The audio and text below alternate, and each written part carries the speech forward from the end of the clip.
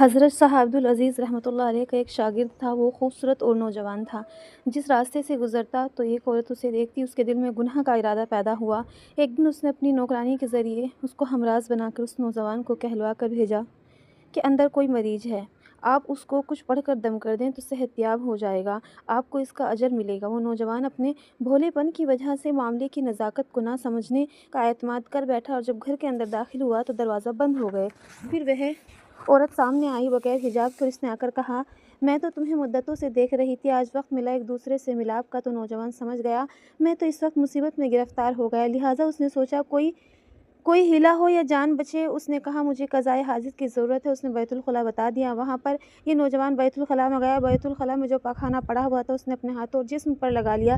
جب بیت الخلا سے باہر نکلا تو اس کے جسم سے بدبو پھیل رہی تھی۔ تو اس عورت نے جب دیکھا تو کہا، اے گندے انسان، چلے جاؤ گھر میں، تمہیں دیکھنا بھی پسند نہیں کرتی۔ چنانچہ دروازہ کھلا، نوجوان اپنے ایمان کو بچا کر سلامت نکل آیا، لیکن پریشان دو وجہ سے تھا۔ ایک تو یہ کہ بدبو لوگوں کو آئے گی تو پوچھیں گے کیا بنا، دوسرے سبق میں دیر ہو گئی ہے، پھر کبھی لیٹ نہیں پہنچا، استاد بھی ڈانٹ پلائیں گے۔ چنانچہ یہ مدرسے میں آیا اور آ کر اس نے غسل خانے میں جا کر غسل کیا، کپڑے دھوئے، اس طرح گیلے کپڑے پہن کر نجاست ان میں لگی تھی درس میں جا کر بیٹھ گیا۔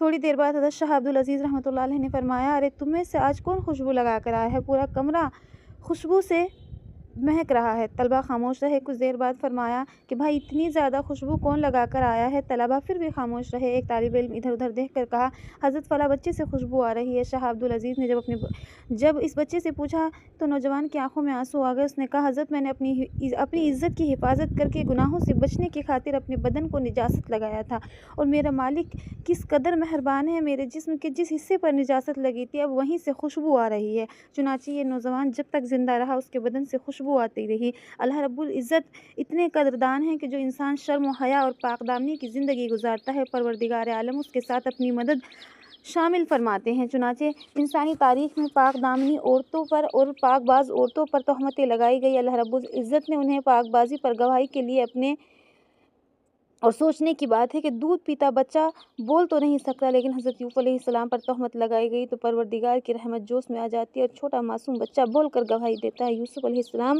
تو پاک باز ہیں، یہ گناہ کا معاملہ عورت کی طرف سے تھا۔ اللہ رب العزت پاک باز بندوں کی گواہی کے لیے ضابطے بدل ڈالے، اور اس سے ہمت کا اندازہ لگائیے۔